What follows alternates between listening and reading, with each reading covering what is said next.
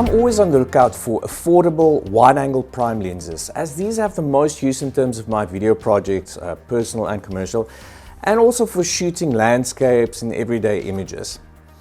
I did not have high hopes when I purchased the lens that I'm going to discuss today from a Facebook marketplace seller, but the lens seemed in good condition and the price was, well, it was right.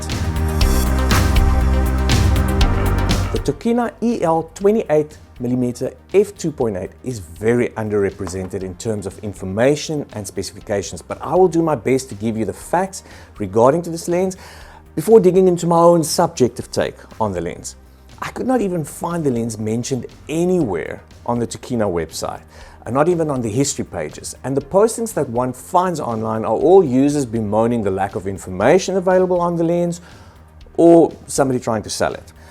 I digged as far as I could, and on a slightly unrelated note, I found information on a lens I did a video of last year, the Hanimex 135mm F2.8, and at the time finding any information on the manufacturer of that lens was really too difficult.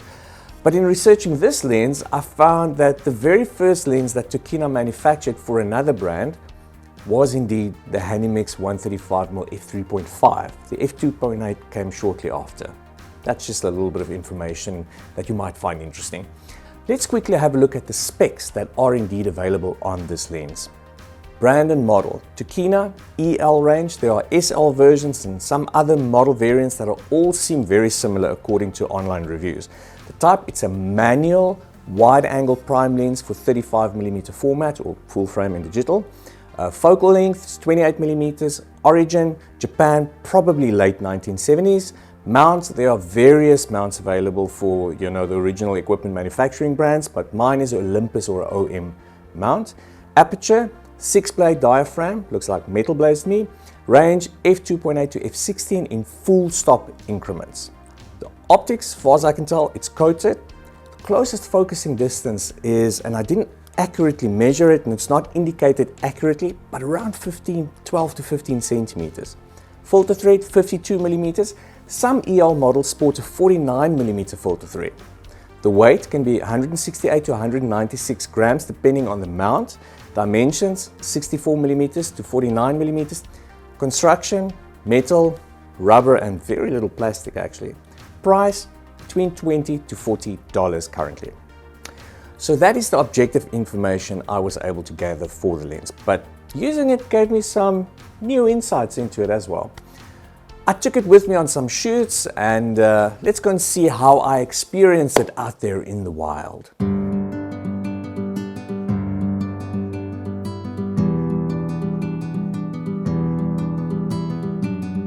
So I'm here in Paternoster, which is a small little village about 150 km north of Cape Town on the west coast of South Africa.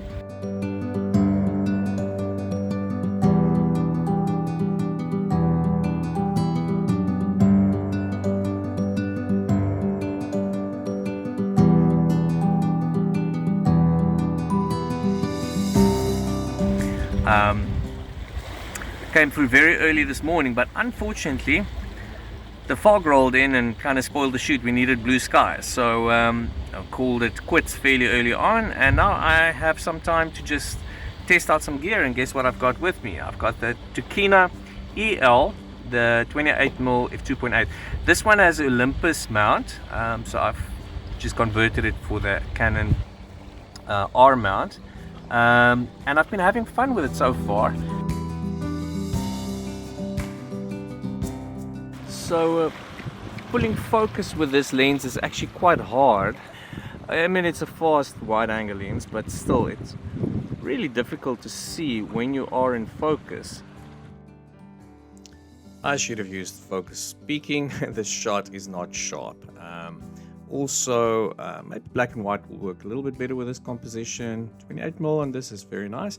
But then also you'll notice a little bit of barrel distortion on the horizon, but I suppose it's understandable with 28mm.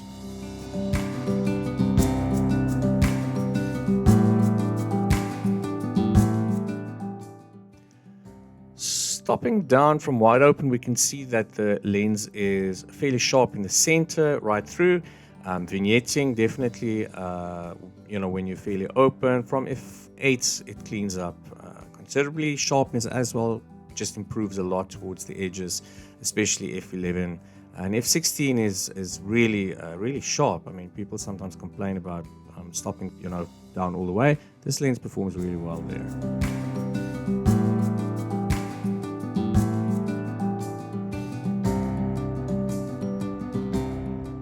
At 28mm, I find that there's enough compression to keep the shot tight enough. Sometimes if you go at 24, it's just too wide, and the foreground just completely loses touch with the background. In this case, there's enough compression to keep the background, the rocks in the background, and the rocks in the front connected visually. In the closer ranges, this lens really performs well. The sharpness is really stunning. I mean, this is the case for budget lenses sometimes, that it's definitely more sharp in the closer sort of distances from the lens. But this one is really sharp. There's very little indication of any spherical aberration. In these pictures, I don't pick up any chromatic aberration, but we can have a look at some of the images later. But then also, I notice a bit of swirl. So there's a bit of swirl in the bokeh in the background, which I find very interesting, but that's always dependent on the background, also the distance from the subject to the background and the lens to the subject. But there I seem to have hit that sweet spot. So very interesting.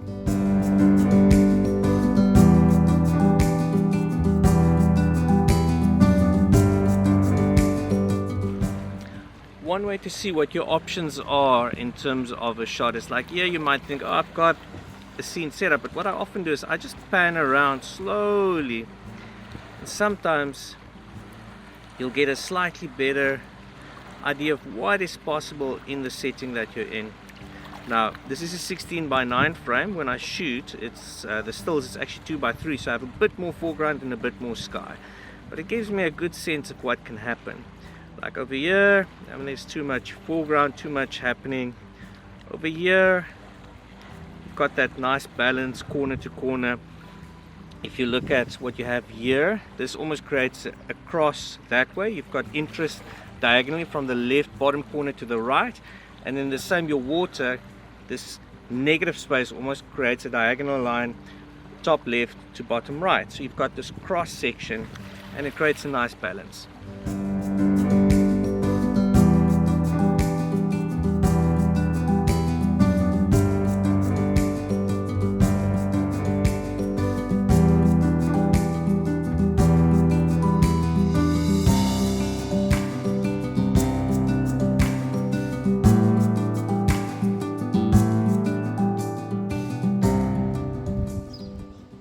Doesn't look that close, but this is like 12 or 13 centimeters and this camera is in focus. That's amazing.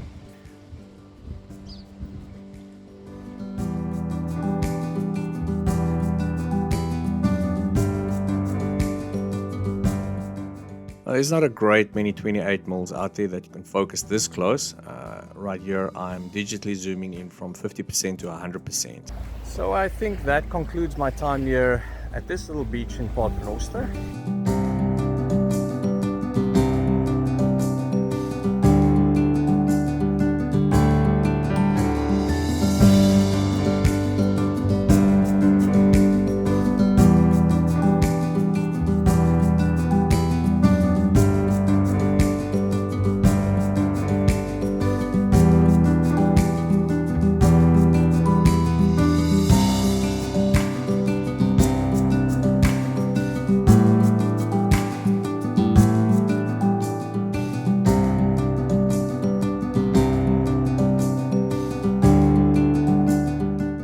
So I'm making my way back to Cape Town.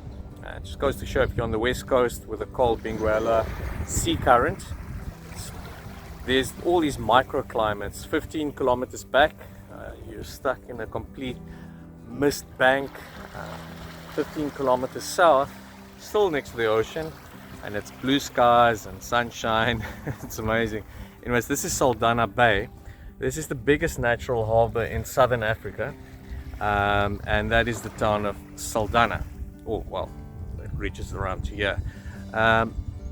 And so this is on the way back to Cape Town. I just thought I'd stop and grab a couple of shots here. You can see you've got these beautiful rocks here by the beach, and these are really nice, and I thought this is a nice place to test out the Tokina. Finding some really nice frames with this lens, 28mm on full frame. It's a very popular focal length. I think people maybe think more of 24, but 28 and 35mm I find are a little bit more usable. 24 can be really wide sometimes, and you know, you get too much sort of almost images can start feeling a bit disjointed, and with this 28mm there's a little bit of compression, which helps, but I'm saying compression as compared to a 24 or 21mm. The images just feel a little bit more coherent, because sometimes when in some instances everything just feels too far apart if you shoot with a 24. Anyways, let's see what we can do here. Some nice opportunities for frames. It's April, so in South Africa that's autumn, so even though it's late in the morning, sun is coming in at a bit of an angle, so that creates some nice texture on these rocks over there, and I think some nice shots are possible. I really like what this is doing, these two rocks creating like little almost like a little portal for you to look through. So if you arrange yourself and you've got that little yacht, maybe if we go a little bit lower, it's a nice way to lead the eye from a diagonal here in the corner. You know, it leads you to the middle, to the point of interest. And even these act like pointers, and these are always things to watch out for when you are composing.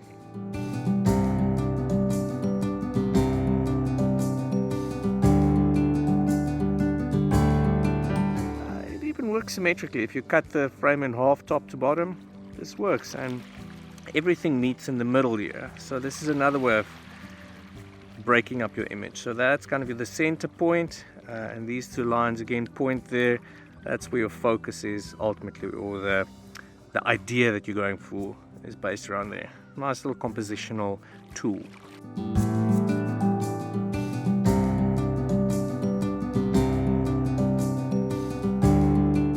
So if you have a look, you can see that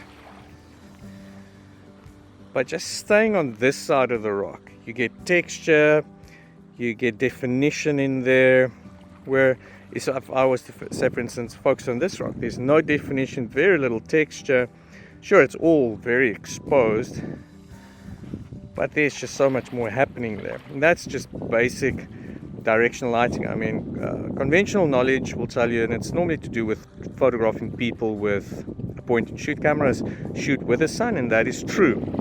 However, in some instances like this, you want to create texture. You've got this nice gradient of light here, and you've got your highlight area all the way to a nice dark shadow area that again, and there you've got the light. You've got all these contrasts, and let's see if we can make a slightly better composition. Round about there where my finger is pointing at, that should be around about 2 meters away, and poop, there we're at infinity focus, 2 meters and infinity, and it's a 5-degree turn of the ring. It's actually quite amazing. Even though this lens holds on to color quite nice, it is a bit more subdued than a modern lens would be, but I really like these images for black and white. Just look there, we get a bit of swirl again, that's f2.8, and the close focusing again, really useful on this lens. Well, it's time to get a move on again. I need to get back home. I've got stuff to do, but let's see if I can find a spot or two more on my way back where I can test this Tokina. Now this lens, in my opinion, is solid, and it suggests a real high quality build. It has a really small form factor and it's light. And I ended up carrying the lens around in my camera bag for weeks without even noticing it's there. The focus throw is smooth, and although quite long, more than 200 degrees, it feels great when using for still images. Though accommodation is quite hard, for video, quickly shifting focus is tricky and best attempted with a follow focus in my opinion. The aperture ring clicks satisfyingly, which is great if you're a still shooter. I know for video you might want to declick it. The absolute highlight for me is the close focusing distance of this lens. This really improves the usability of this lens for me. Let's have a look at how it looks in a portrait, for instance.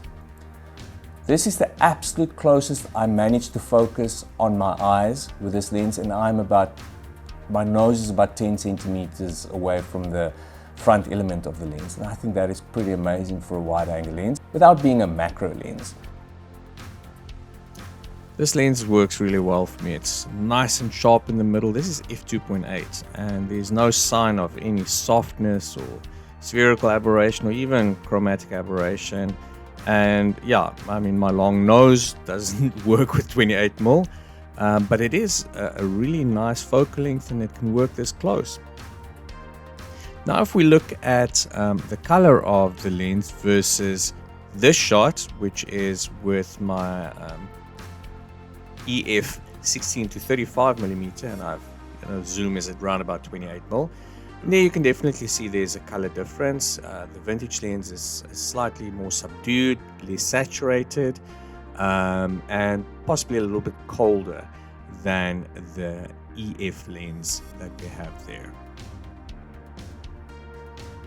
Now looking at this time lapse I shot in Stellenbosch, you'll see it's got a hexagonal flare bore when you do pick up a little bit of flare.